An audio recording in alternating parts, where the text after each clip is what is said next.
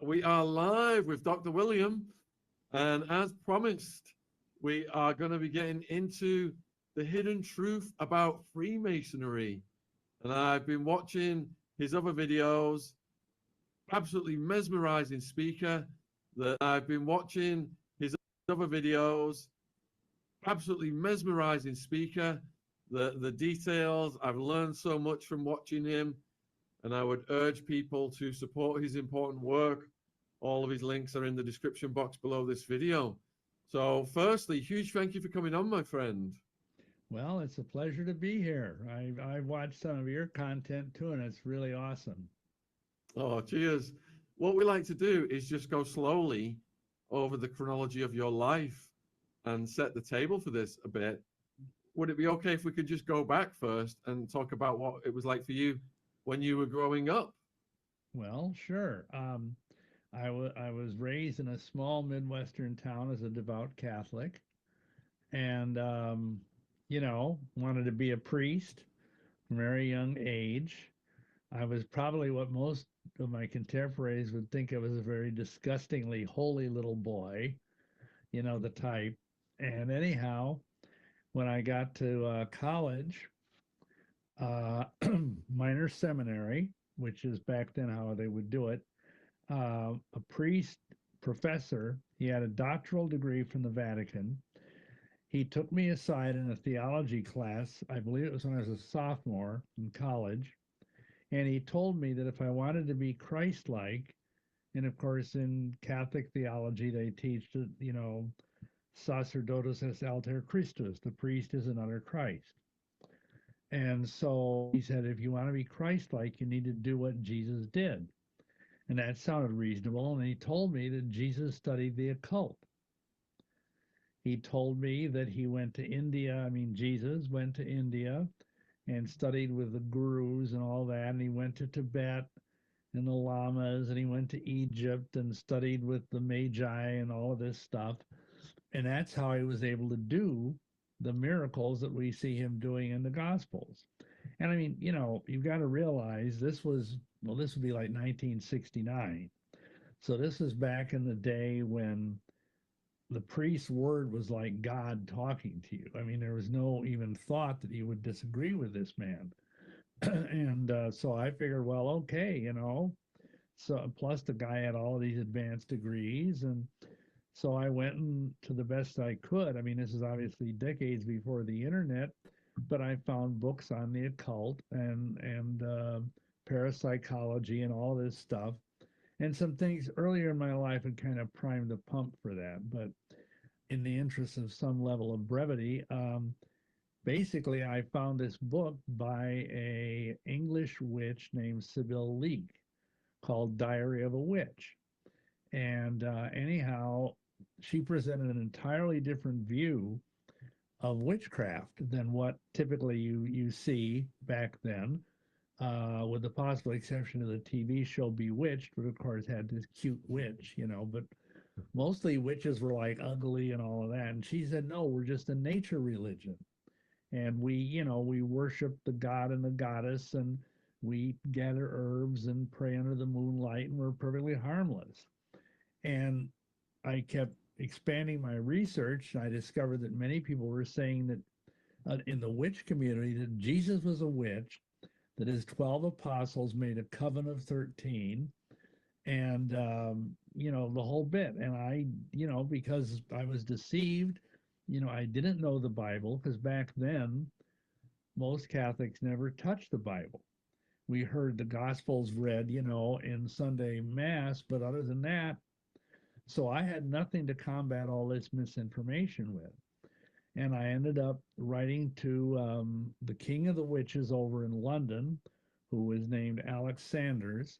And basically, he had a biography out. That's how I found out about him. And I got a letter back from his wife, Maxine, and she directed me to a coven that was about 100 miles from here.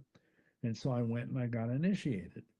And then a couple of years later, let's see, I went to Boston area, Plymouth, actually, Massachusetts, and I was made a high priest in the what's called the Alexandrian Rite of Wicca, named after Alexander's, because as some of you may know, Wicca is got a lot of different sects, just like kind of the Protestant church does, and like many groups do. So anyway, we started covens and went to Milwaukee because we were invited to do so by a guy who owned the occult bookstore there in town. We had like dozens of people that we were teaching how to be witches, and along the way, um, this guy who I trusted, I mean, he was an older guy who claimed to be a witch, who owned the bookstore. He told me I should really get the Satanic Bible and read it. And I thought, well, why would I want to read the Satanic Bible, which is, the typical Wiccans, which is, what the modern witch calls themselves. They're Wiccans. Don't believe in the devil, don't believe in Satan. They just think it's something that the Christian church made up. So anyway, but he said, oh, you'll find some good stuff in there. So I went, and he gave me a free copy of the book, and it's full of a lot of hateful stuff. But at the time, I was already, because you see, when you're practicing the occult, which I was, I mean, I was a medium. I was, using, things like tarot cards and palm reading and all kinds of weird stuff. I was a licensed astrologer, all of that. And when you do that kind of thing, you open up doorways within your heart for demonic activity to just grow and grow like a parasite within you. And so I read the Satanic Bible and I liked it. And I went and wrote, the Church of Satan out in California. At that time, they were in San Francisco. And I became a member of the Church of Satan. And later on, I also became a second-degree member, a warlock in the Church of Satan. But I skipped over one thing, which is sort of critical. Before we went to Milwaukee, I had an opportunity to go down to Arkansas in the mountains there to study under the Grand Master Druid of North America, whose name was Eli. And there we learned all about, the Druidic side of witchcraft, which is slightly different from the Alexandrian type of witchcraft. And of course, I'm sure as an Englishman, you know all about the Druids. I mean, they were the ancient pagan religion of Britain and Ireland and Scotland. So anyway, along the way, this fellow who was, he's probably in his 60s at this point, he told me that if we ever got into trouble, number one, he told us that we should join the Freemasons because there's all sorts of Luciferian secrets in the Freemasons. And he himself was a 33rd degree Mason. Then he also told us that if we ever got into really deep spiritual trouble, we should join the Mormon church because the Mormon church was started by witches for witches to be kind of like a cover where everything looks, if you know about Mormons, they appear to be very nice Christian people, very conservative, straightforward. They don't even drink coffee. They're so holy. And anyway, join the Mormon church. And I kind of filed that away and forgot about it. And so we're going along here and things get darker and darker because that's how this stuff goes. You open up the door to the evil, and especially when you start saying, okay, I'm worshiping Satan now. And of course, again, like Wicca, there's different kinds of Satanism. And in the Church of Satan, they call themselves atheistic Satanists, which means they don't literally believe in a devil or a God. They just look at these things as symbols, as archetypes, if you will. But I found that unsatisfying, so I dug deeper. I got involved with hardcore Satanism, a group called the Brotherhood down in Chicago, and another group in Michigan called the Order of the Black Ram. And they were more hardcore. They really did believe in the devil. And I sold my soul to the devil and became a priest in the Satanic Brotherhood and ended up bringing other people into the fold. I got other people to sell their souls to the devil, which I'm very ashamed of now. And I tried to witness to some of those people decades ago, and only one or two ended up becoming Christians. But anyway, so as things got darker and darker, I ended up one year. I sent off a check every year for $10 to the Church of Satan to get their newsletter. It was like dues.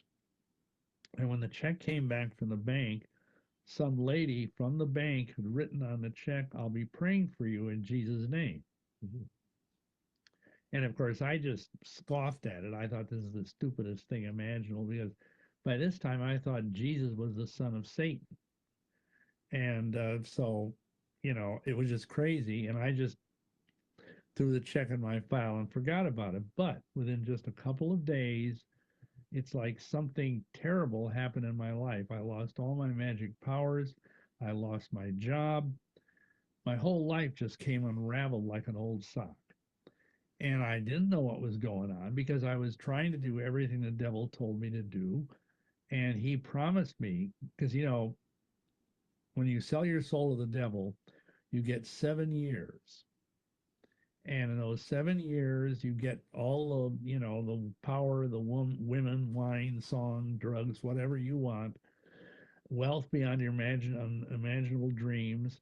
And then at the end of 7 years, the devil gets to kill you and take you to hell, which, of course, doesn't sound like a good deal to most people. But you've got to realize in Satanism, I was taught that heaven is a place for losers and for sheep, that all you do in heaven is sit around on a cloud and twang on a harp, and that's it. Whereas hell is for the wolves. Hell is like a nonstop orgy, sex, drugs, rock and roll for all eternity, so to speak.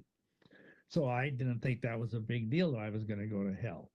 Well, anyway, so here I say I go upstairs because in our attic we had the entire attic was painted black. We had this magic circle on the floor. I had this big statue of Pan. And, I cried out to Lucifer and I said, "What's going on here? I mean, I did everything you asked me to do. I got other people to sell their souls to you. Why am I in this mess?" And thankfully, Lucifer didn't answer me, but God did. And within one day, I got a phone call from these two teenage girls that were in Chicago, which is not that far from Milwaukee. And they said, "Could we come up and see you? We've got a present for you. We've heard about you. We're Satanists too, and we've heard that you're this great satanic priest." And I said, "Well, great, because I just lost my job. I figured they'll probably give me some money." So they come up to see me in Milwaukee. They took the train. When they got there to our house, they handed me these two Christian comic books from like Chick Publications. One was called Spellbound, and one was called The Angel of Light, and they were both about the dangers of the occult. And they said, "These are just so stupid. You've got to read these things. They're really funny." And I just went, whatever, and threw them in the drawer and forgot about them. Well, the next day, there was a knock on the door, and I opened the door, and it was two Mormon missionaries, just serendipitously. And because I had rejected what God had sent to me, because imagine this for a moment. This is how God can work. He used two teenage devil girls to bring me a gospel message. How whacked out is that? But I tell people it's because nobody dared come to our house. Even Jehovah's Witnesses were afraid to come to our door and knock on the door because it was like the Addams family house. I mean, not really. It looked okay, but people, they would, our neighbors, would see us out in the backyard wearing black robes, chanting in a circle, and all this stuff, and just stay away from that house, whatever you do. So no Christian ever witnessed to me, not once. But here these Mormon missionaries show up at the door. And I remember what this Grandmaster Druid guy said 6 years earlier, because by now this is 1979, and joined the Mormon Church. So we invited them back, and they did their little dog and pony show, and we ended up getting Mormonized. Was baptized in the Mormon Church, in 1980. I went to the Salt Lake Temple in 1981 to be married and all that kind of stuff. We can get into the whole Mormon thing if you wish, but uh, the thing was, I was told by this guy, the Druid fellow, that this would be the peak Luciferian experience of my life if I went to the Mormon temple, especially if I went to the Salt Lake Temple, which is kind of like, the Vatican of Mormonism.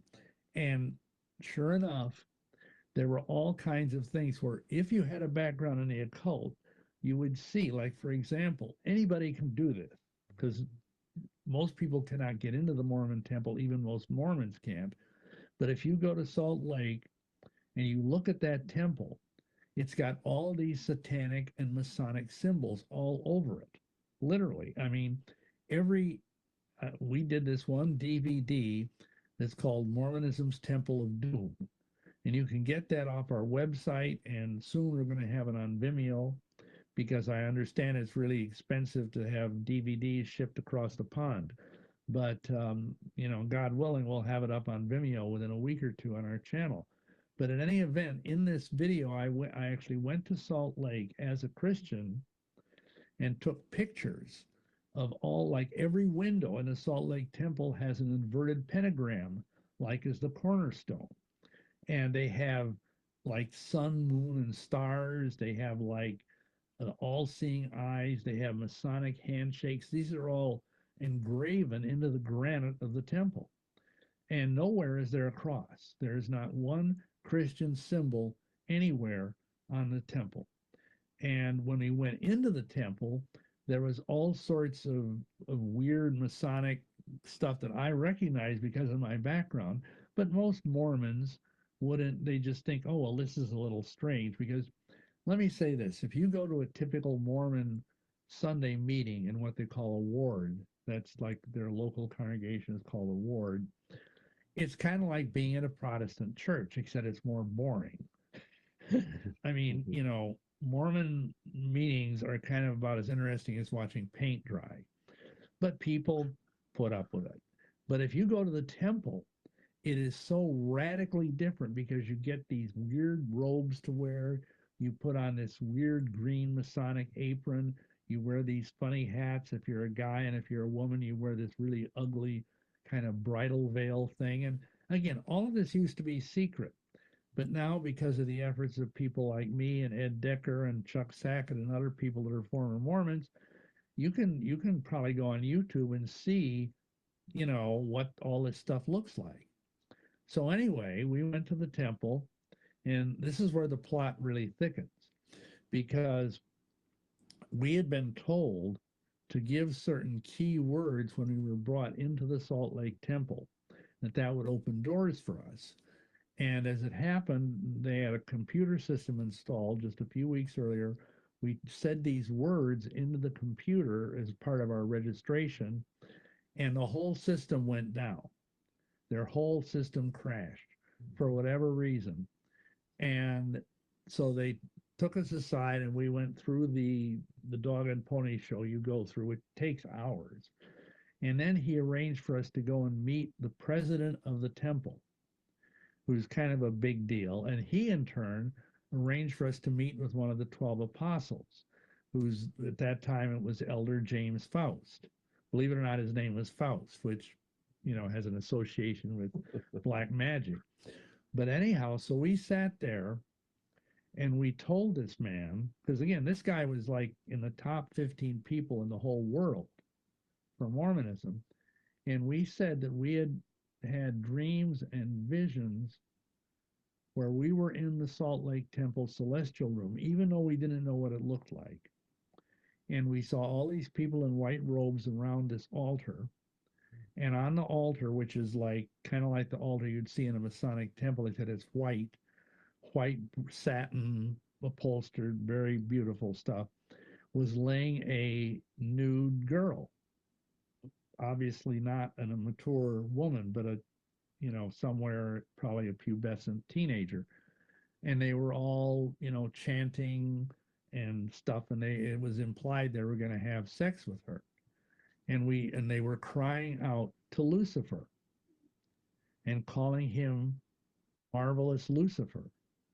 Well, we shared this with this high-level Mormon guy, and he looked at us and he looked kind of like taken aback, and we thought, oh boy, we're really in trouble now. We're going to get, thrown into the bottomless pit or something. But he said, and you gotta, if you know Mormons, they have this thing that they do. It's called bearing you their testimony. And they want, if you want to say something as a Mormon, really serious, really important, you say, well, I bear you my testimony. Well, anyway, this guy said, well, I bear you my testimony that the things you have shared with me are true, and that Lucifer is the god that we worship in the temple. And if you can move out here, because at this time we were still in Milwaukee, and become residents of the Salt Lake Valley, we can probably find a place for you in temple service. Well, fortunately, we didn't make that move. And in the meantime, I was reading the Bible because the Mormons use the King James Bible. At least they were at that time. I don't know what they're doing now. But anyway, and I was reading the New Testament, and I just kept finding things that didn't make sense with Mormonism. And I tell people that the best anti-Mormon literature you can read is the New Testament. So I kind of studied my way out of Mormonism, but I didn't know what to do. And so we had to move from Milwaukee to Dubuque because of a thing. My wife needed to go to nursing school there. And what happened was there was this ad in the penny. We have these little penny advertisers that come out every week, these little mini newspapers, about a prophecy seminar that was being held at a nearby park. Now, well, I'm going to go to this because I belong to it. Mormons believe they have a living prophet running their church, and I can go and teach all these people how wonderful Mormonism is. So I went there, and I was totally unprepared for what I found, because this guy that was there, he was like an evangelist teaching stuff about the end times, and I kept challenging him with questions, and he had answers. This is the first time I had ever, gotten into a dialogue with someone that really knew their Bible, that was a Christian. And finally, I said to him, this is the thing that Mormons always throw at people that they perceive to be Protestants. I said, well, where do you get the authority to baptize people so that they can be saved? Well, he said, where do you get the idea that it's like that? It says in Acts 16:31, believe in the Lord Jesus Christ and thou shalt be saved and thy house. And then, of course, later on they were baptized. So it's all about faith. And that just threw me for a loop. And I ended up, going home that night, and I was trembling because I thought, could it really be just this simple? And I went home and I prayed and I fasted and prayed. And finally, I remembered that comic book, those two comics, and how in the back of it, they had this little thing, how to get born again. So I took off my magic Mormon underwear, because I don't know if you know this, but Mormons wear magic underwear. And because I didn't want any, static on the line. And I prayed the prayers that were in the back of the comic, and I got gloriously born again. That was in 1984. And then a couple years later, I got called into the ministry. I went out to Salt Lake City. I was invited to go and speak at a big conference out there and tell about Mormonism. I called the talk Joseph Smith and the Temple of Doom, because this is right after Indiana Jones and the Temple of Doom, the movie had come out. And it was kind of a sensation. It kind of started me in the ministry. And since I've basically been ministering to Masons and Mormons and witches ever since then. Wow. Like I said, viewers, absolutely mesmerizing, the details and what Bill has been through. And that, raises so many questions. So my first one is then, earlier on, you said you got the Satanic Bible and you liked it. What did you like about it? Well, of course, it has this kind. I was really into Nietzsche, the philosopher, Yep. And I was also really into Ayn Rand, the objectivist 20th century woman. And that the Satanic Bible really pushed those two, along with many others, writers and thinkers of the 20th century, and the idea of radical selfishness and of not wasting compassion on ingrates and losers. And at that time, because I was so full of the devil, I didn't have any compassion. I was in this reasonably dark place, and of course, reading that book, because it's got a lot of hateful stuff in it. I mean, I can still remember terrible things about God, about Jesus, and it also has highly effective magic rituals. It's got a ritual, it's called a ritual destruction, and it's got a ritual of lust, which is to try and seduce women or men, depending on what you want to do. And I forget what the other one is, but and these things worked, quote unquote. They were effective, and so that's kind of what appealed to me as a lost soul who was very much. You see, I tell people this: most people get into the occult either because they want power or because they want wisdom. They think there's secret, and of course the word occult means hidden. They think there's secret wisdom that they can have that the typical guy on the street or woman on the street doesn't have. And that's an ego thing. You know, like I had this when I moved to Milwaukee and was teaching all these witches, I had this nothing job. I was working as a furnace operator for I mean, it was a blue collar job, but it was nothing prestigious, you know, melting car parts into big aluminum ingots. I did that for 5 years.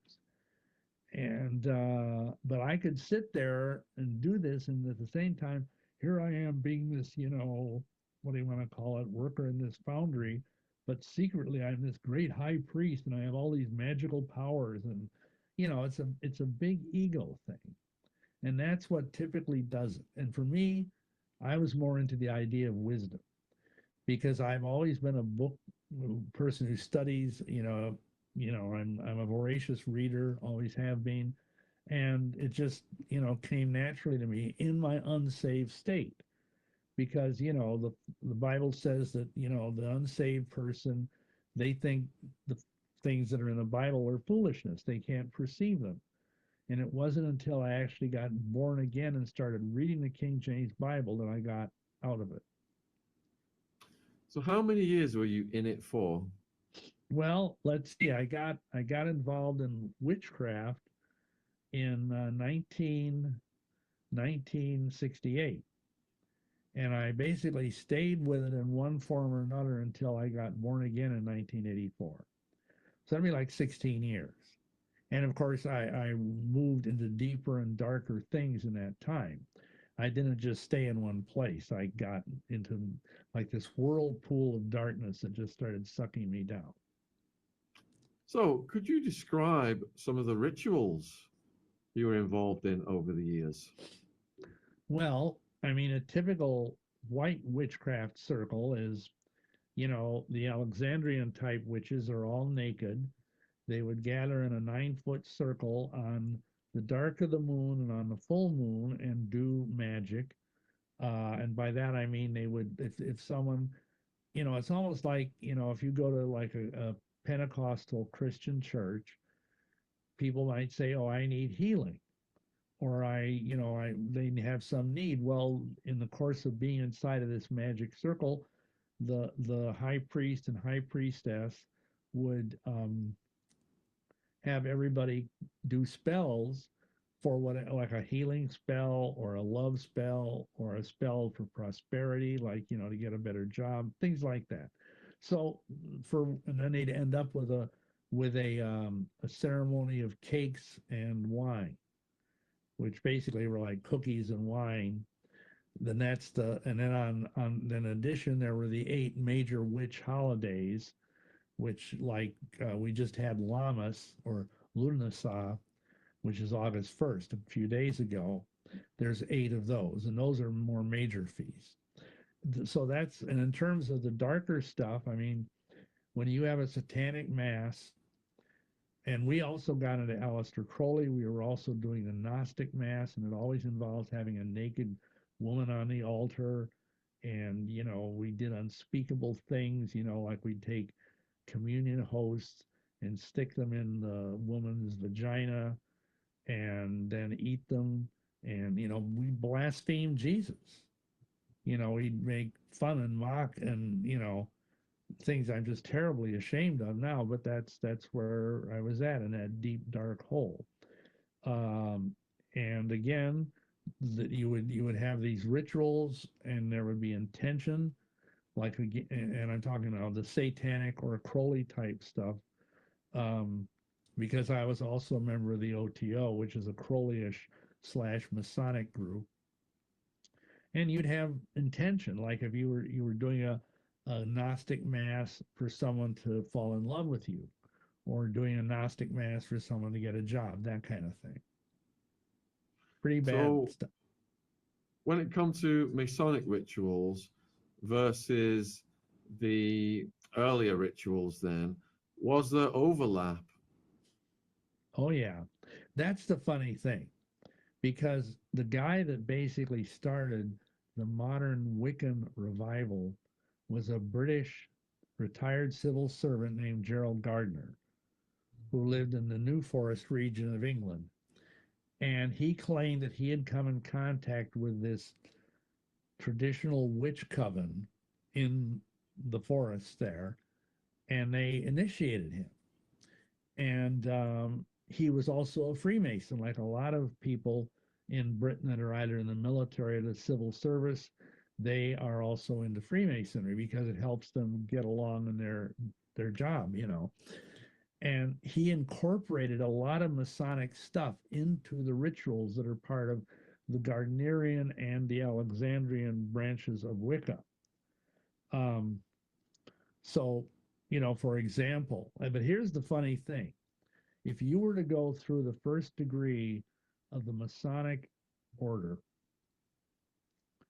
you would find this long, involved, blood curdling oath that you have to swear when you're kneeling on this altar with your hands on the Holy Bible. And the end of I'm not going to give you the whole thing because we'd be here for a half an hour, but the end of it is, you got your hands in the Bible, you say, all this I most sincerely promise and swear, binding myself under no less a penalty than having my throat cut across, my tongue torn out by the roots, and buried in the sands of the sea, where the tide ebbs and flows every 24 hours, should I knowingly violate this, my entered apprentice obligation, meaning an oath. So help me God and keep me steadfast in the due performance of the same. So that's the first degree oath, and they get worse and worse and worse.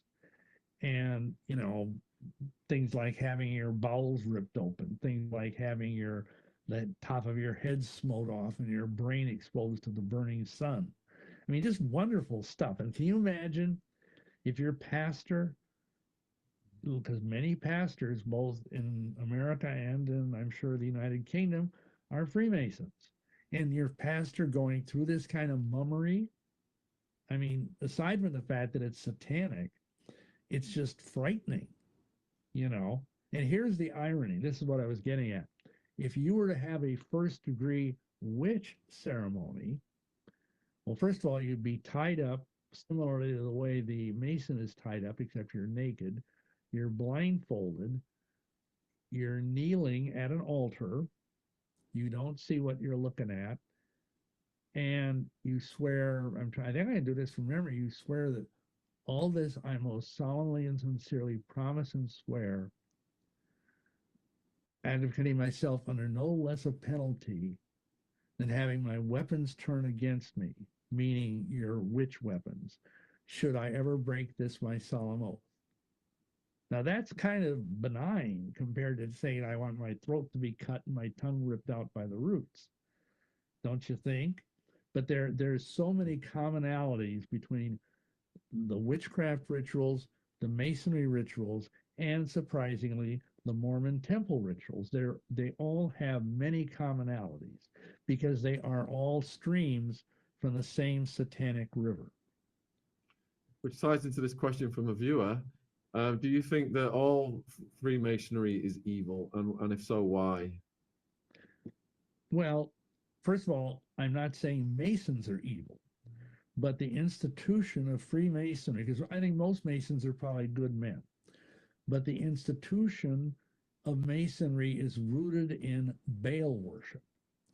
And by that I mean, if you go back and you read the Bible, the Old Testament, you will see that all the religions around Israel were worshiping Baal or Moloch or something like that, some pagan god. And all of those different deities, they boil down to phallic worship. In other words, the worship of the male genitals. And that is the god of Masonry. Now, that is going to surprise most Freemasons because they don't know that. But if you read the books, if you read like Albert Pike's Morals and Dogma, if you read Albert Mackey's Encyclopedia of Freemasonry, the trouble is most Masons don't read their own books, just like, unfortunately, a lot of Christians don't read their own Bible. But you will find that it will talk about how the God of Masonry, you see the letter G. And I don't know how about it is over in England, but in America, you're told as a beginning Mason, that stands for either God or for geometry. But later on, you learn that it stands for genitals,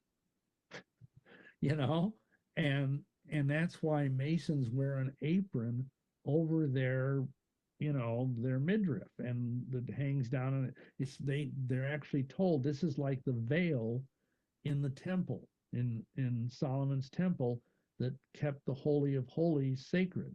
In the same way, when a Mason wears an apron, his Holy of Holies is his package.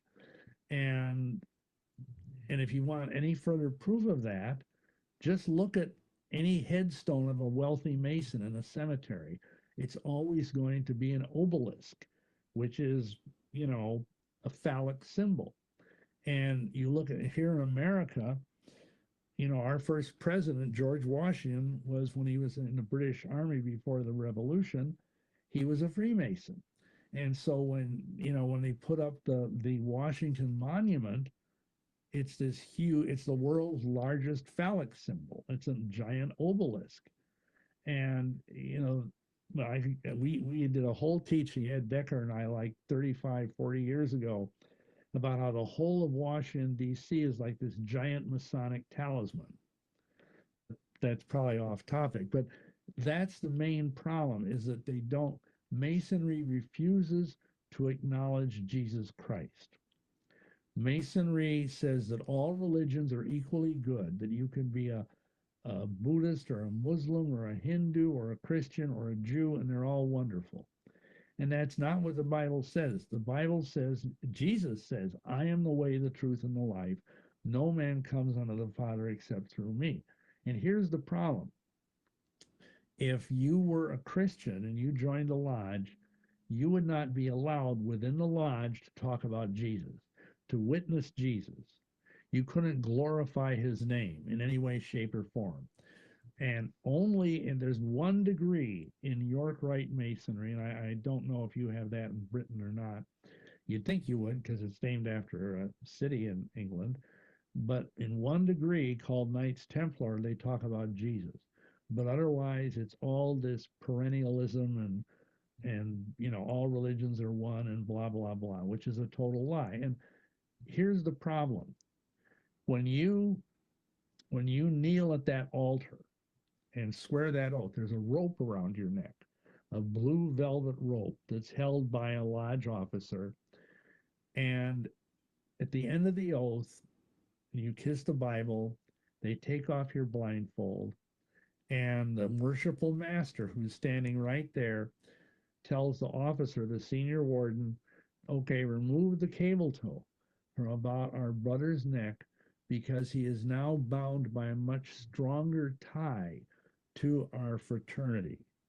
Now, what that means is that there is a spiritual bond that was created with this person who may or may not be a Christian and this Baal worshiping satanic fraternity. And people need to understand, usually the devil is not upfront with what he does. He's subtle. He's sneaky. And like my friend and mentor Ed Deckard said, if the devil came to your door as a 10-foot frog breathing fire, you wouldn't let him in. But if he came to your door as two sweet-looking young men as Mormon missionaries, you'd let them in. And that's the thing. Masonry looks good on the outside, but like Jesus warned, within it's full of rottenness and dead men's bones. So this I cult mean, of let me Baal. just say one thing. If people want to understand more about this, brief plug, I wrote a whole book on why Masonry is, this is the old edition, the new edition looks different, but anyway, we've sold 100,000 copies of this book, and it's helped thousands of men get out of the Masonic Lodge. So this gets into more depth. We also have several DVDs that teach on this in detail, but it's very anti-Christ, totally. And all of Bill's links are in the description box below this video for the books, the website, etc.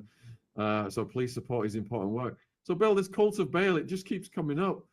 We've been doing a lot on the Epstein case recently, and we're told that these families are still worshiping this. I've just done a good 2+ hours with David Icke. We're releasing that podcast tomorrow, and he's talking about the cult of Baal, also an ancient cult, and how they exist to this day. So what are your thoughts on these cult worshipping people in the modern era? And does that tie into Freemasonry and what people refer to the Illuminati? Is this how we're going up the power pyramid of society? Yeah, basically, yes. And in the book I just showed you, I have a chart where you see, like on the back of our dollar bill, we have this pyramid where it's truncated off at the top, and then you have this all-seeing eye. That is a symbol of the Masonic/satanic hierarchy. And there's a reason why the top is lopped off. It's because that makes it a trapezoid. And if you know your geometry, you understand that a trapezoid is a truncated pyramid, and the trapezoid is one of the ultimate sacred symbols of Satanism. The inner order of the Church of Satan is called the Order of the Trapezoid. And I did a whole teaching on that. I don't think we want to get into it right now, but so, there's 13 layers. Yeah, there you go. There's 13 layers of bricks, and those represent the 13 layers working up. At the very bottom, you've got the Blue Lodge, which is the basic foundation of Masonry. And then above that, you've got, the York Rite, the Scottish Rite, the Shrine. Then you've got, the higher level stuff, the Memphis Mitzrium, the Palladium.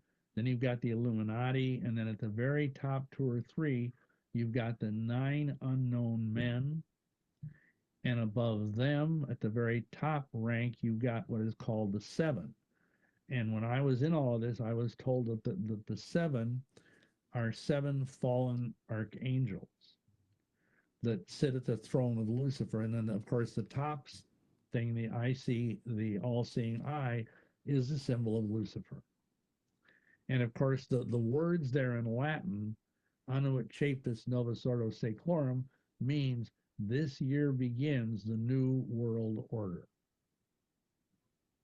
And, of course, if you read the Roman numerals, along the bottom, it says 1776, which was, of course, the year America rebelled from you guys, but it's also the year the Illuminati was formed on May 1st. That's when the Illuminati was created on a high witch holiday, Beltane, of 1776.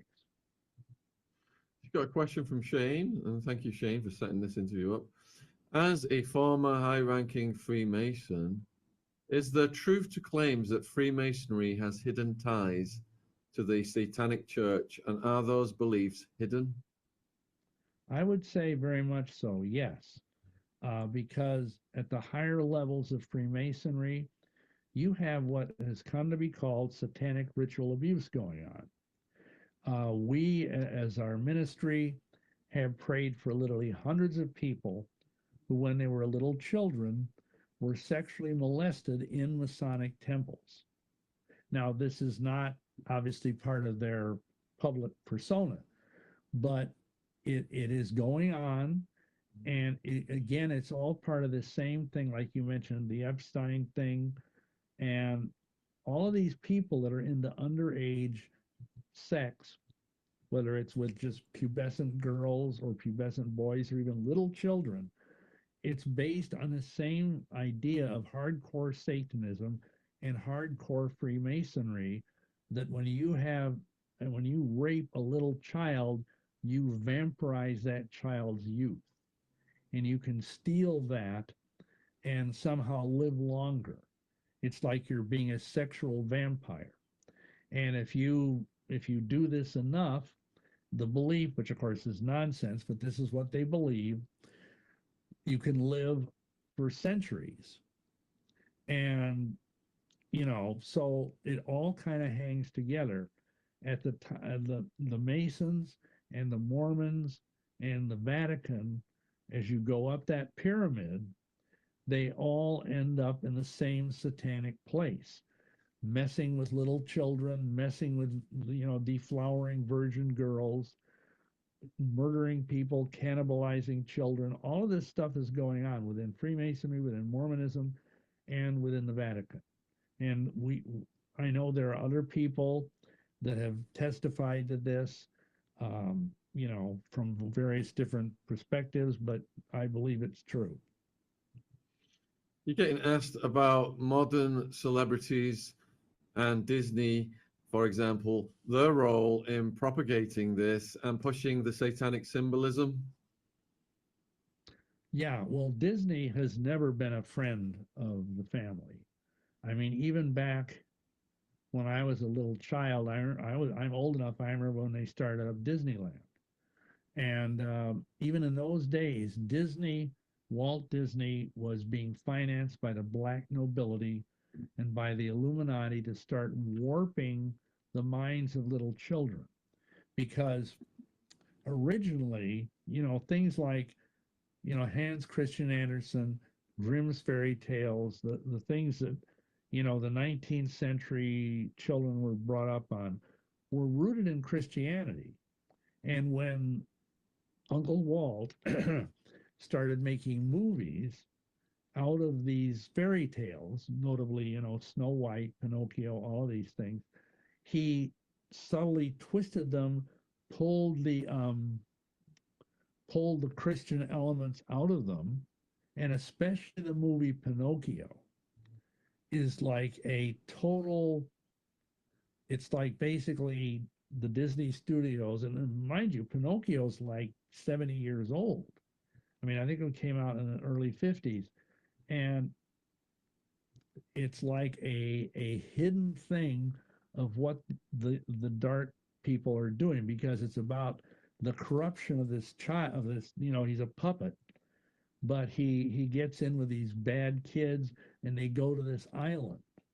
They're taken to this island where everything is fun, and you get to eat ice cream and rides and all that, and you gradually get turned into a donkey.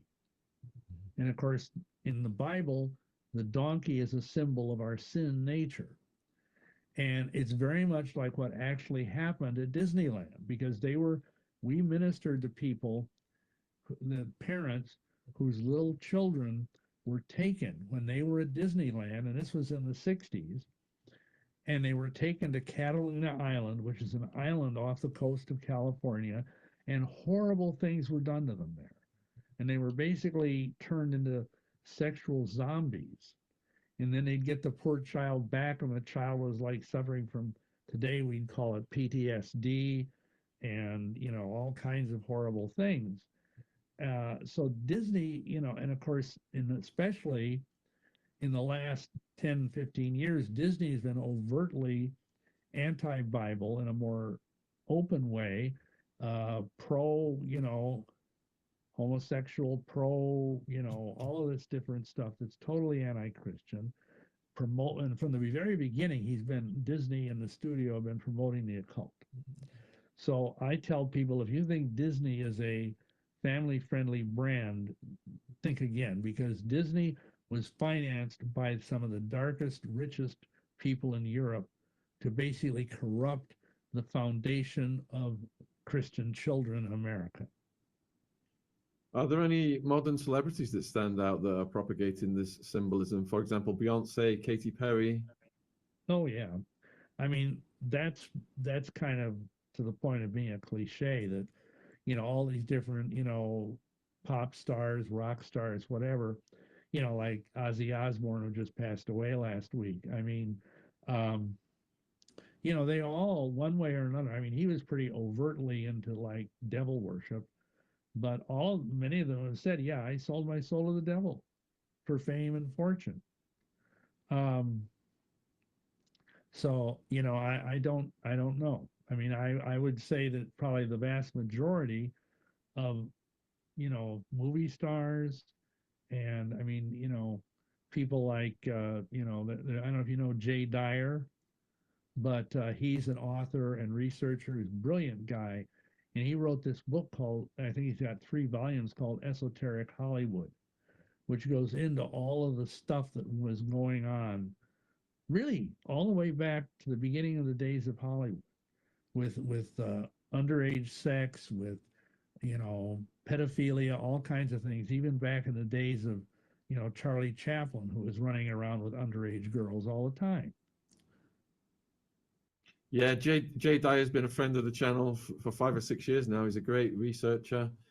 All right, so your next question relates to this guy. Did you ever know Michael Aquino? They say he wasn't a Mason, but it's all the devil's work. So was his Temple of Set completely separate? Well, it's hard to say that. I did meet him once. We were in the audience at a local talk show, KOMO in Seattle, and he and his wife Lilith were guests, and I challenged him.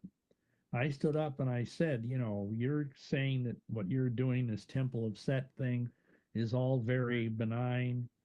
But and he got really up. I mean, I could just see the daggers coming out of his eyes at me. But I don't know if he was a Freemason or not. I don't think he probably was, because what he was doing was so far above Freemasonry. Like, if I've read a lot of his work over the years. I was never in the Temple of Set, but it's really evil, dark stuff. I mean, he went to Wewelsburg Castle, which is the bombed out headquarters of the SS, and did this magical working called the Wewelsburg week. That's hard to say. The Wewelsburg working, where he claims that he was anointed by Set to be like the John the Baptist of the Setian revolution that was coming.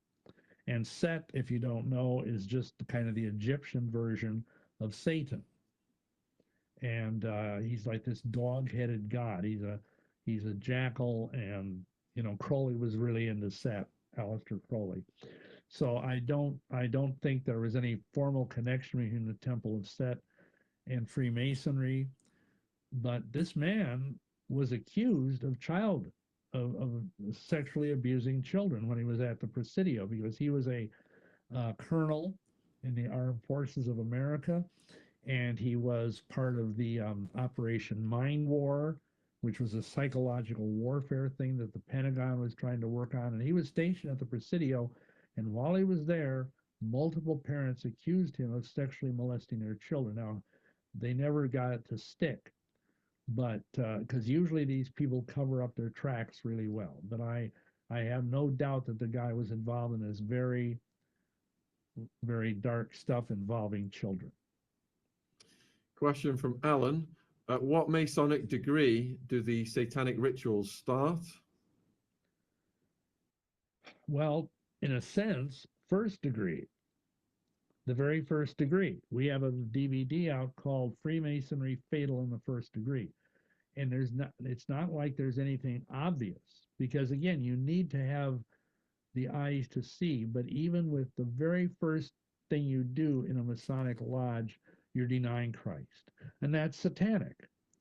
You knock on the door, you're made to knock on the door of the lodge wearing a blindfold and blue jammies with a cord around your neck, and you knock on the door, and the guy on the other side of the door says, "Who comes here?" And then you say, "Mr. Bill Schnoebelen, who has long been in darkness and now seeks to be brought to light to receive a part in the rights and benefits of his worshipful lodge, erected to God, as all brothers and fellows have done before him." Now, what you got to understand is, here's this person who is supposedly a Christian. I wasn't. I was a witch when I knocked on that door. But most men that join the lodge are some form of Protestants. And you're saying, "I'm in darkness, but now I want the light of Masonry." And if you've got Jesus Christ in your heart, you're not in darkness, because he's the light of the world. You've just, without understanding it, you have just denied Christ. And that's a satanic act. Now, in terms of the overt, more out in the open stuff, for that you'd have to get into the Scottish Rite, the middle degrees of the Scottish Rite, like I think it's the 19th degree. And see, there's 32 degrees in the Scottish Rite.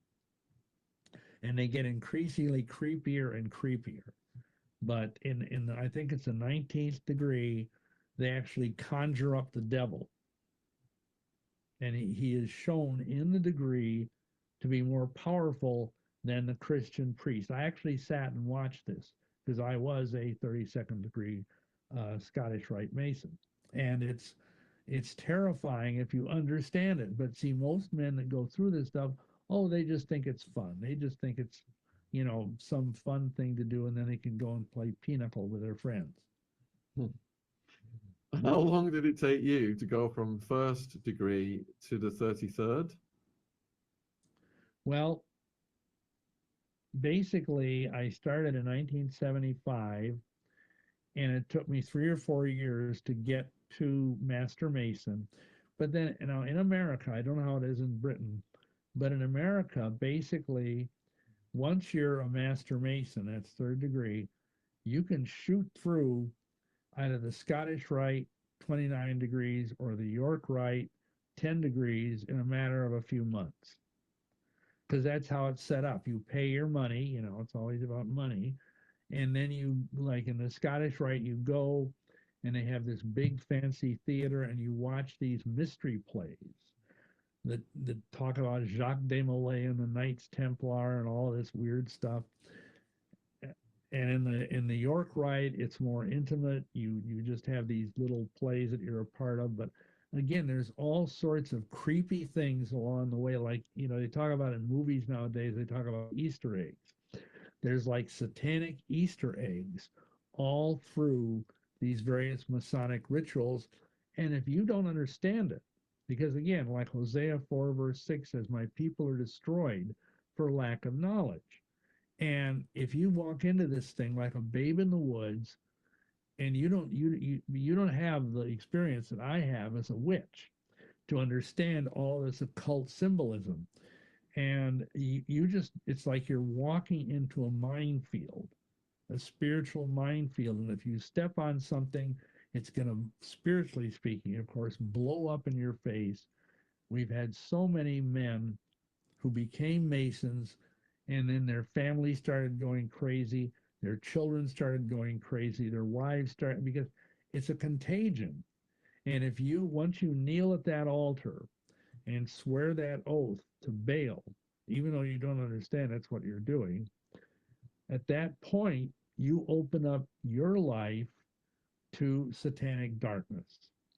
And because you're one flesh with your wife, she gets this too.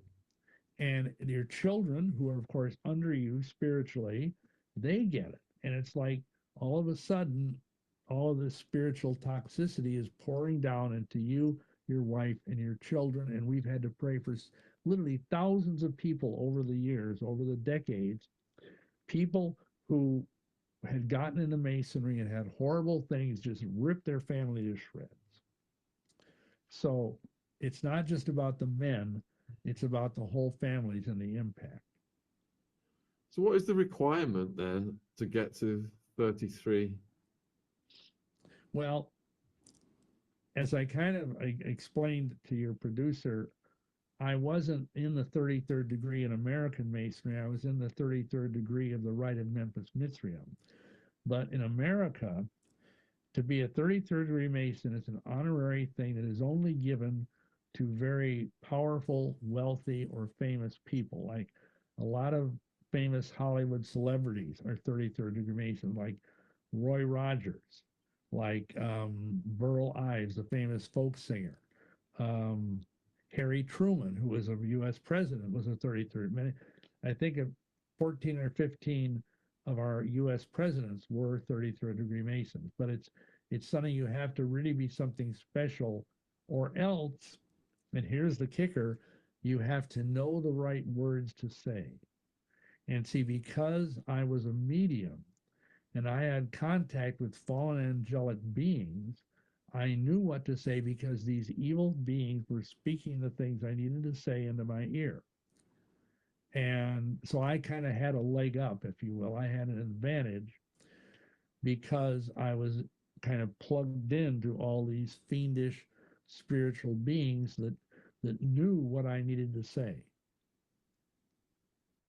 So, other than that, I mean, you have to be a 33rd degree, you have to either be at the top of the York Rite, which is like, let's see, that's like 8 degrees, or you had to be at the top of the Scottish Rite, which is 32 degrees.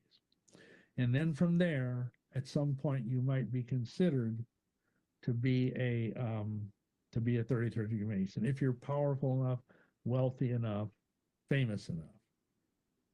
Would you say that all American presidents then are in the 33? No, not by any means. I don't think. I know Trump isn't, and I don't think Obama was.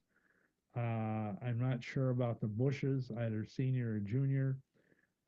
Bill Clinton was only in Demo Lay, which is like the boys' order of Freemasonry. He never became, as an adult, he never became a Freemason. So actually, most American presidents are not Freemasons, but I think the last I heard, 17 of them were. And I think we're now on, well, Trump is the 47th, but of course he was in twice. You're getting asked whether Bohemian Grove and Skull and Bones are related to Freemasonry. Well, I'm sure Skull and Bones is. And again, I wasn't in those things. I was never at Bohemian Grove, but I know there's a lot of overlap. And, I think the Bohemian Grove is kind of a higher level offshoot of the 33rd degree of the Scottish Rite.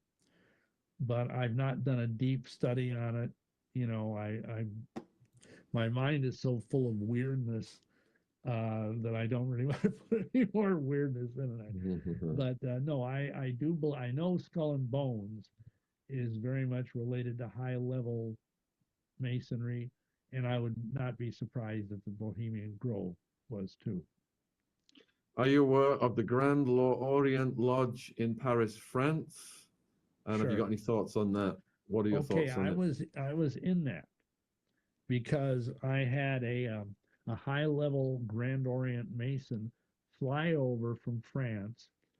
He was the son of the famous French occultist who was named Papus, who wrote the book The Tarot of the Bohemians, and he came over to induct me in Chicago into the Grand Orient Lodge. It's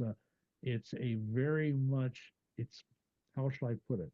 It's very much darker. It's more overtly occult.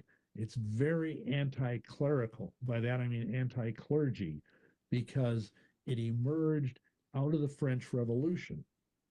And if you know your history, the French Revolution was savage against the Christianity,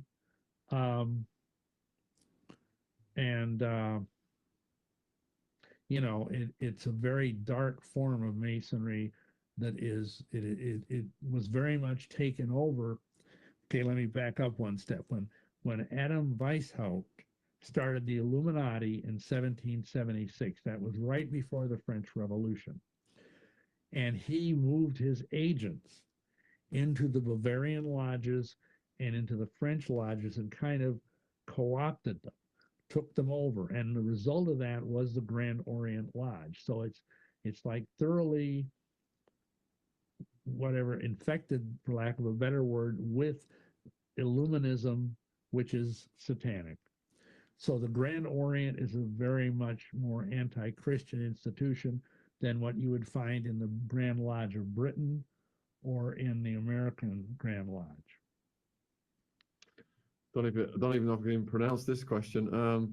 What is your take on the Anishinaabe 7 fires prophecy and the Hopi prophecy, as they say white people are the key to the end of the world, and the comparison to the LDS, they tie together? I'm afraid I never heard of that. So you got me stumped on that one. All right, yeah, me too. So a question from Shane here, and that is, what is the real purpose of Freemasonry as you came to understand it from the inside? Well, they say that they build their temples in the hearts of men. That's one of their mottos. And they also say that Masonry exists to make good men better.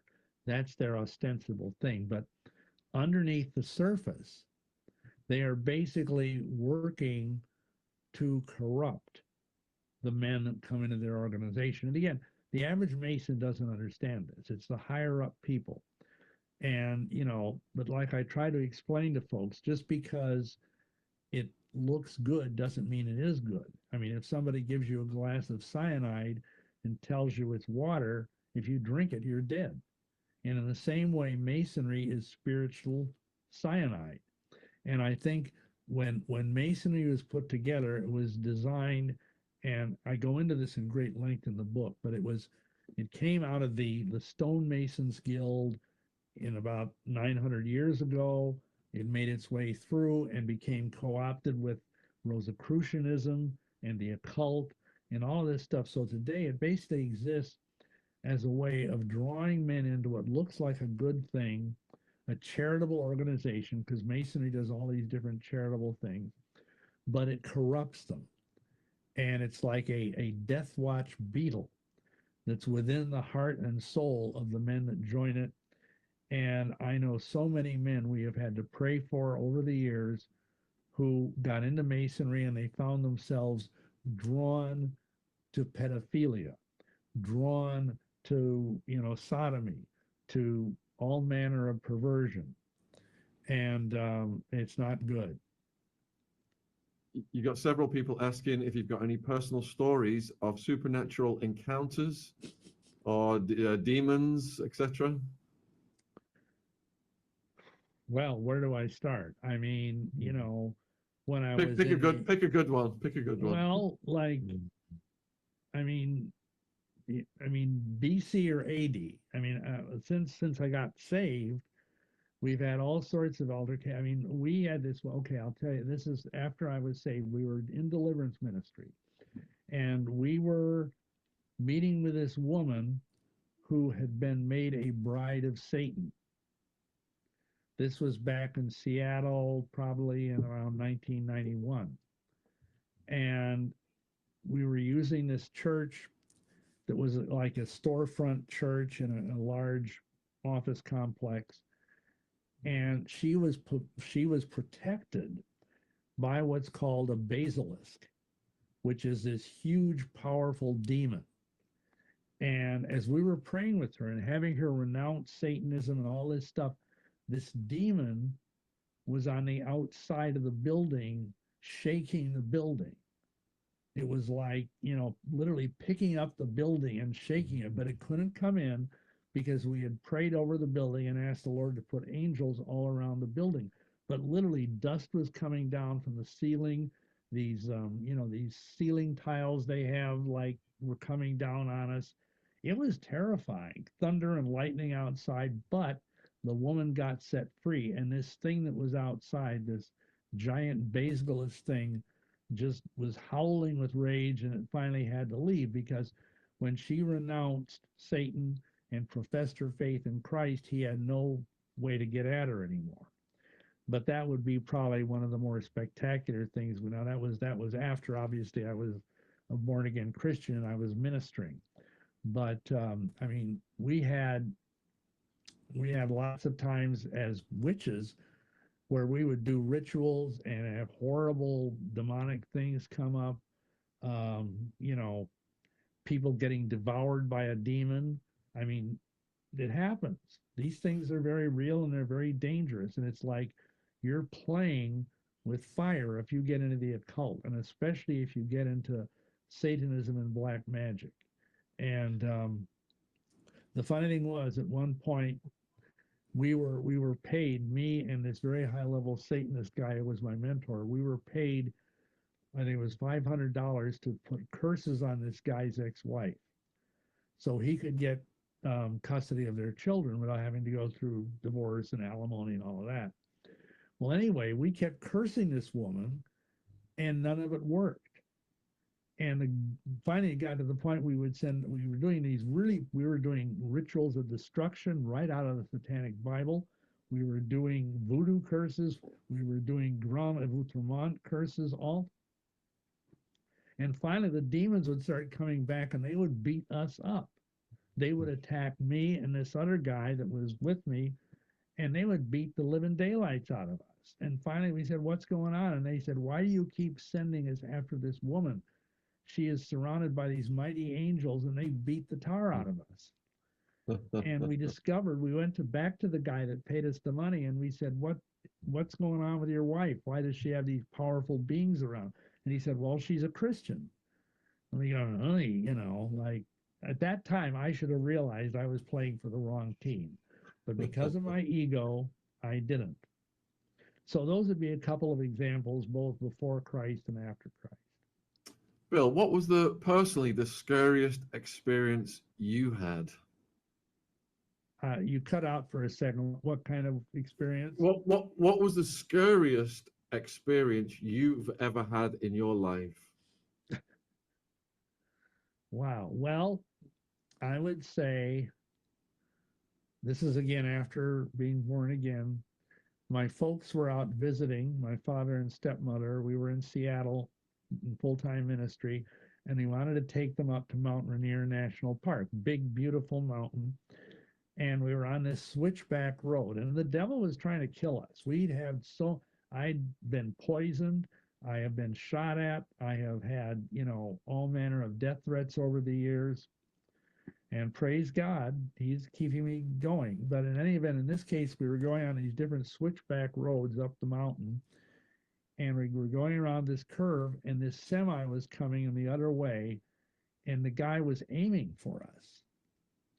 And you know how it is in those moments. You don't have time for a long, lengthy King James prayer. You just say, God, help us, you know. And what happened was, and my father was sitting beside me, and my stepmother and wife were in the back seat. And the truck, like, became immaterial. It went through us without harming us. And I could literally see the engine of the truck go through me. And then it was gone. You know, it went on its way down the road as we were going up the road. And, you know, we stopped the car and we were trembling. And my father looked at me and it's like, we are never going to talk about this, are we? Because my father was a very down to earth kind of Catholic guy, you know, very devout Catholic, but it was just too much for him. So I never mentioned it anymore.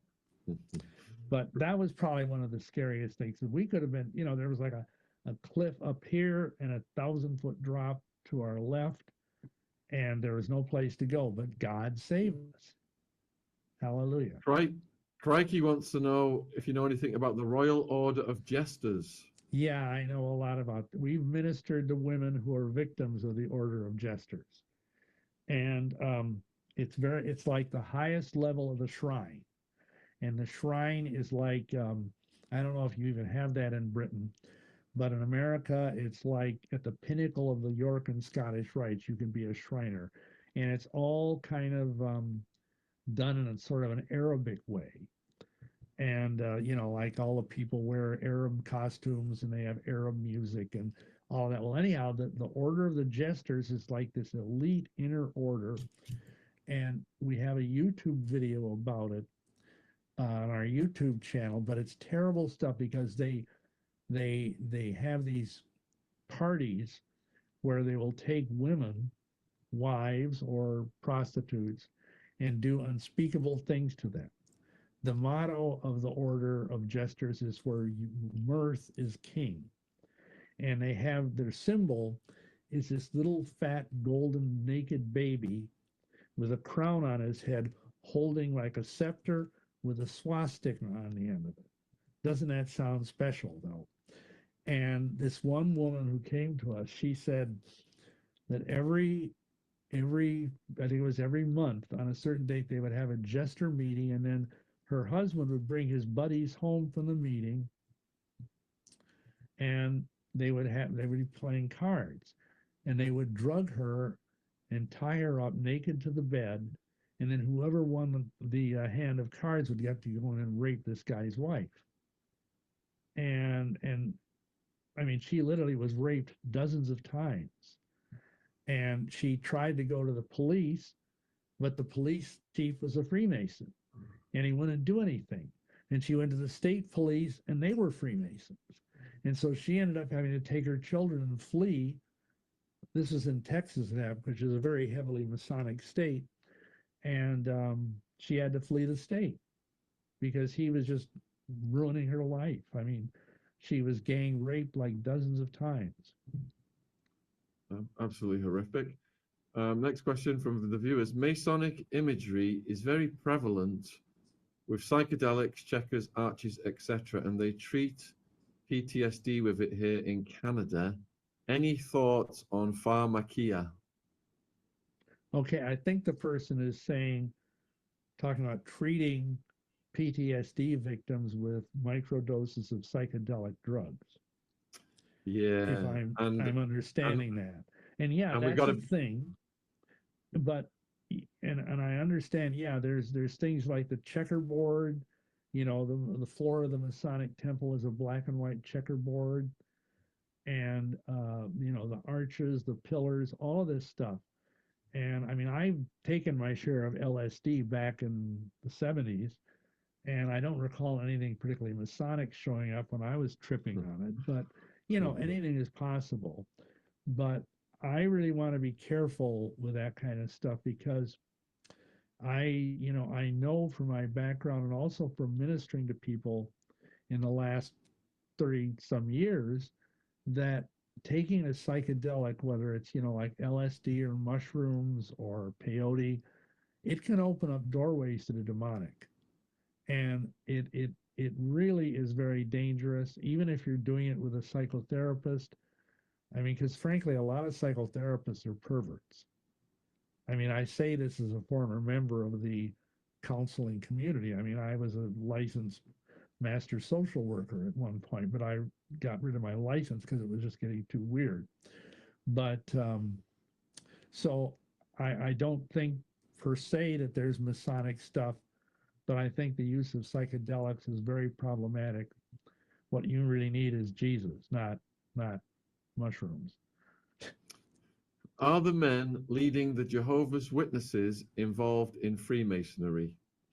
Well, the guy that started the Jehovah's Witnesses was Charles Taze Russell, and he was a Freemason. And if you look at his grave, I forget where it is, but it's this big fan, and again, it's got Masonic symbols on it. And what was his name? Rutherford. His successor was Judge Rutherford, and I believe he was also a Freemason. And I don't know about the guys today. They're kind of faceless individuals. The governing board of the Watchtower Society. For years, it was the Knorr family, Knorr. I don't really know if they were Masons or not. I'm not really like an authority on the Jehovah's Witnesses, but it wouldn't surprise me. It wouldn't surprise me. What kinds of things happen inside Masonic temples that the public would never believe? Well, I've already mentioned, rape, child rape, cannibalism, murder. drug use. I mean, the use of hashish. Hashish is really big in the higher levels of masonry. Now, again, they won't talk about it, but they use it, and its use goes all the way back to the order of the Hashishim, which is almost 1,000 years ago, and that's kind of like the fountainhead of Freemasonry, and I kind of document that in my book.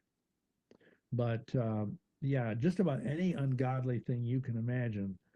And again, I'm not saying every Masonic lodge is doing this, but I think that especially in big cities, London, New York, Paris, whatever, you're going to find just about every ungodly thing imaginable, all the way up to butchering children and eating them, going on in Masonic rituals. And I just weep to say that, because there's this cloak of goodness around them. They appear to be a good fraternal organization, and they draw people in and then they corrupt them. Sounds like the ninth circle of the Vatican rituals. Yeah. All right, so next question. Are members groomed or tested in any way before being introduced to deeper secrets?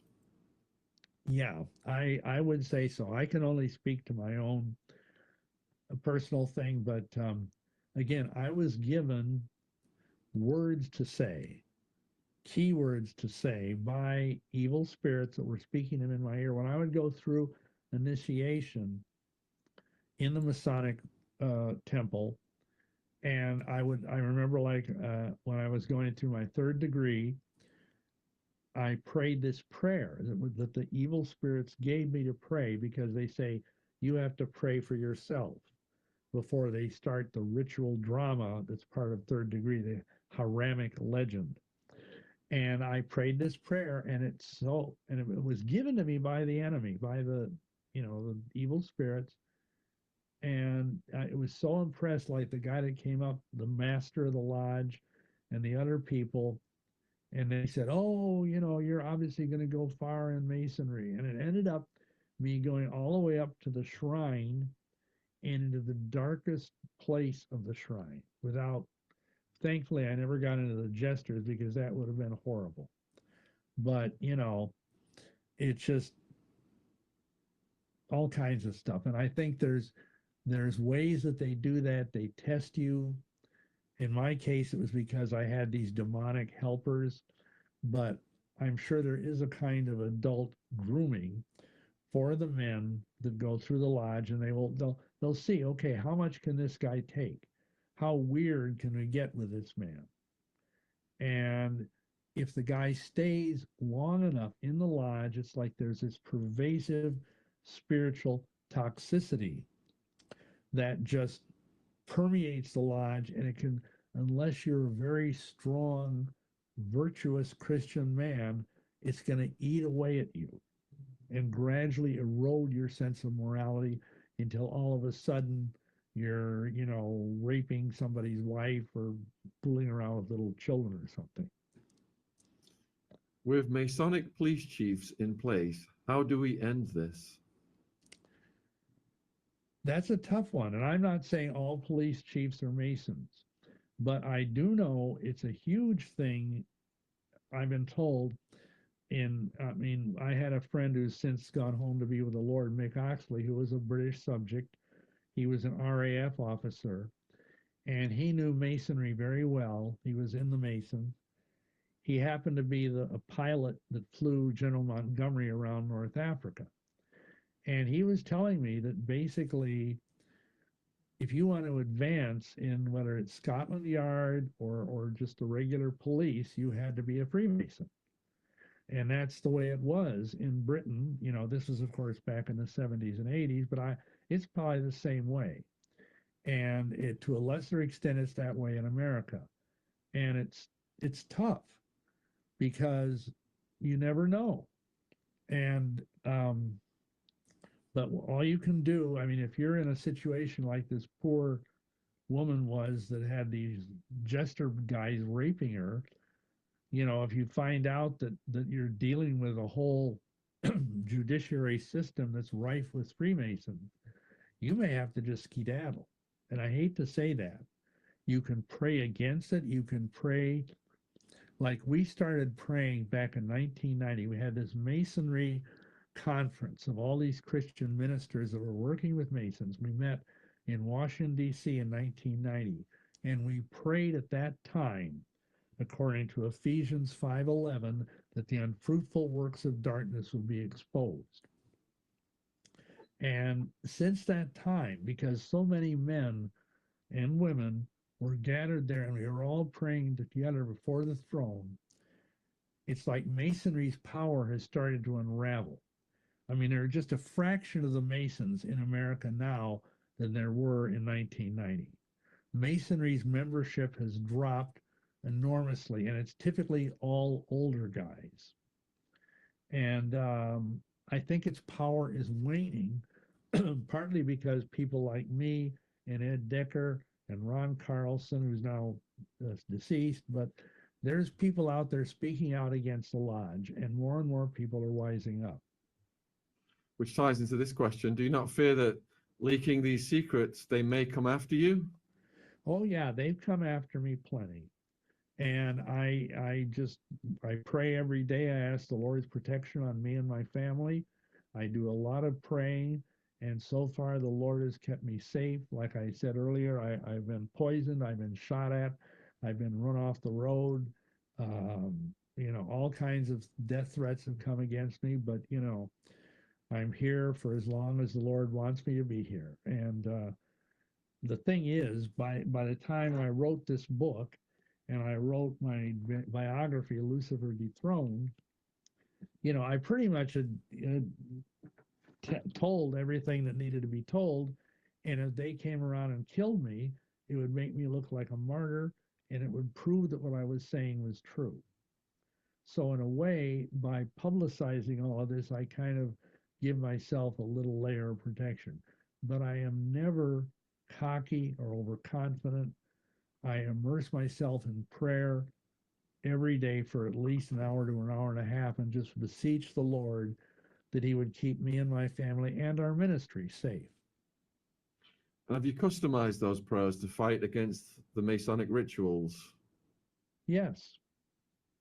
On our website, we have different prayers here's the infuriating thing.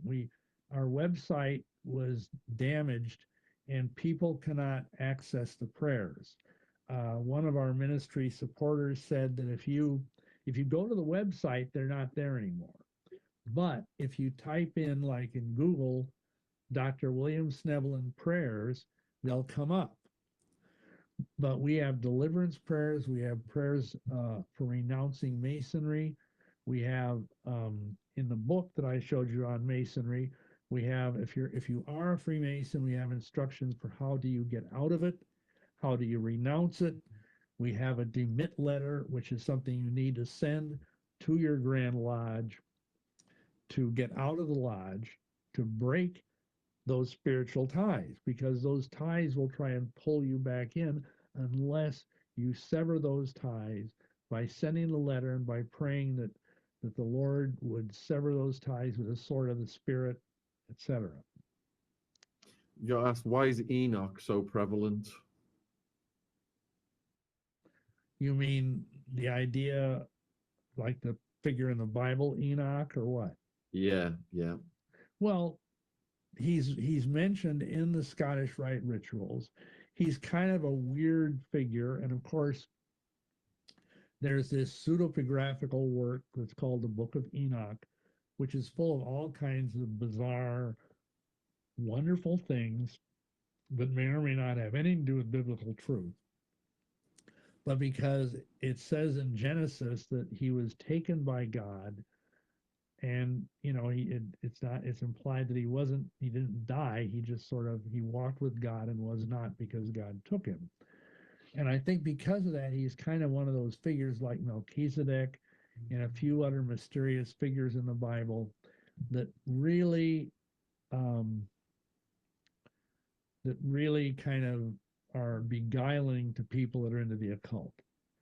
And there's this whole system which goes back to the days of Queen Elizabeth I, of Enochian magic that was started by Dr. John Dee. I don't know if you're familiar with him or not, but he was an aide to Queen Elizabeth I.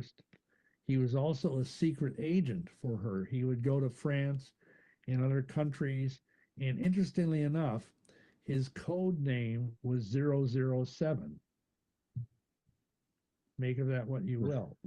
And anyway, he was an occultist, and he was doing these ceremonies where he would call up this angel, and this angel would teach him what came to be known as the Enochian language and the Enochian calls or cries.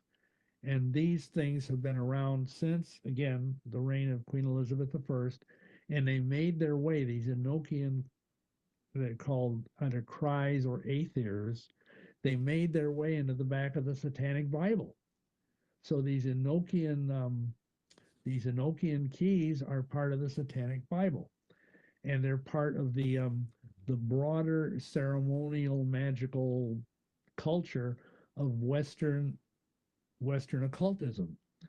And I think the people, because I forget for sure, but I think Dr. John Dee claimed the angel that gave him all of this stuff, because there's a whole alphabet, there's whole sigils and magic squares and all kinds of weird stuff. I remember in this temple that I spoke of earlier, this black temple, I had a cubic altar that was, made after the system of Enochian magic. And it had all these sigils painted on it.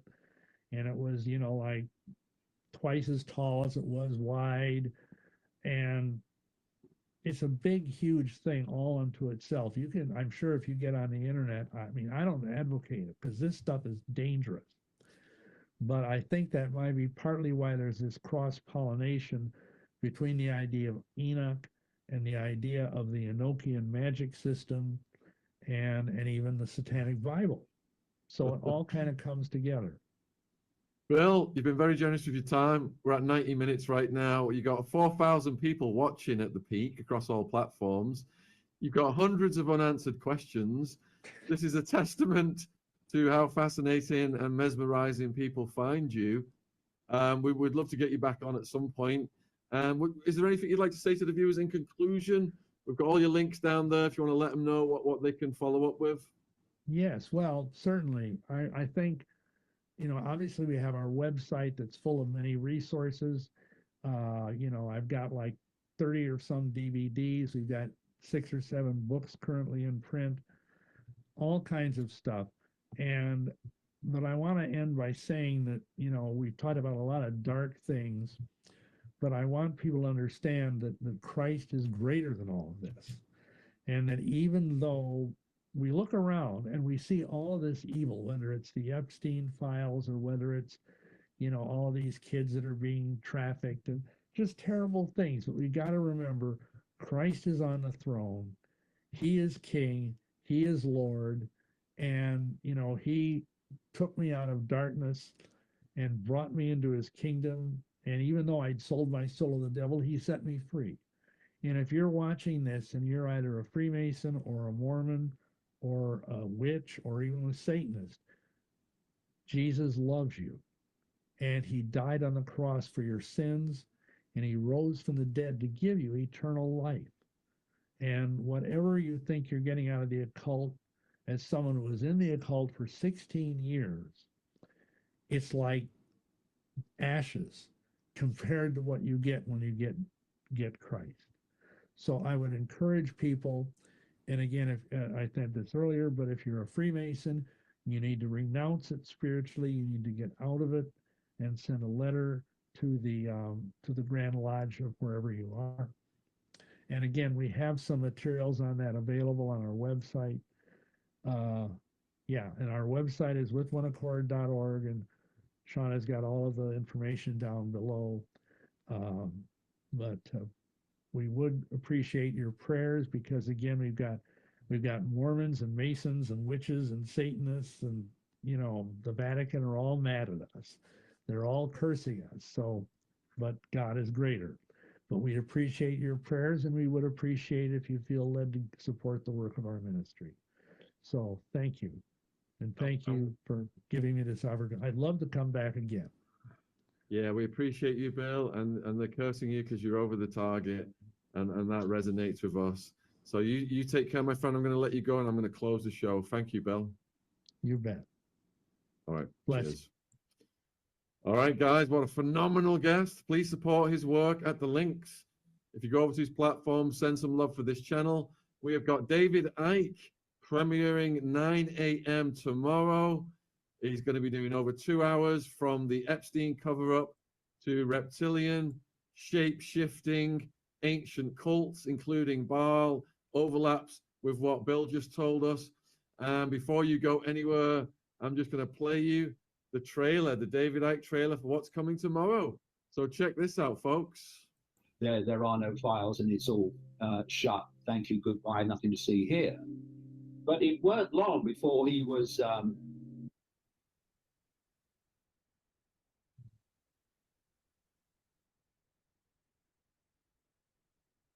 weren't being released. I mean, I think his first effort was that Trump was holding back the files because he was blackmailing the deep state. And then I saw another one where the question by the deep state. I mean, talk about disappearing up your own backside. When you've got to face the bloody facts, and they are that Epstein and Trump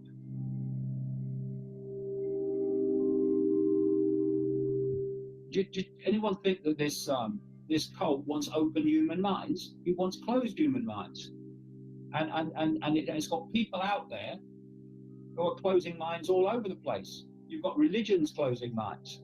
If you believe in a religion, there's vast areas, whichever one it is, there's vast areas of potential awareness, knowledge, insight that you won't go there. You won't go there because it will breach the walls of your religious belief. And a political belief, left, right, MAGA, whatever, you won't go somewhere else where insight, information might be beneficial to you because you aren't going to leave your political belief system. We've got to put down these fault lines of division, these fault lines and these walls of perceptual programming here and no further, and open our minds to what's really going on. And I tell you, it's nothing like we think is going on.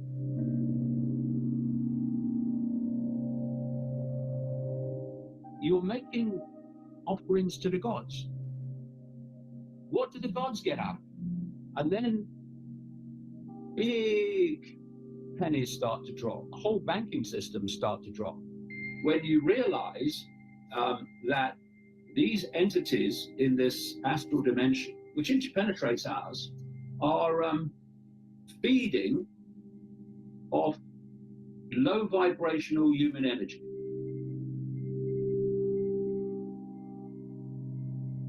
And as the terror comes off the victim, they're feeding off.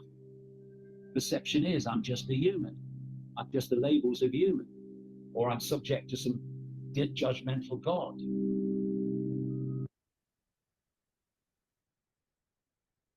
So that is coming tomorrow, folks. I will put the link in the live chat right now. Set your notifications. David I exposes all from Epstein cover-up to ancient reptilian cults.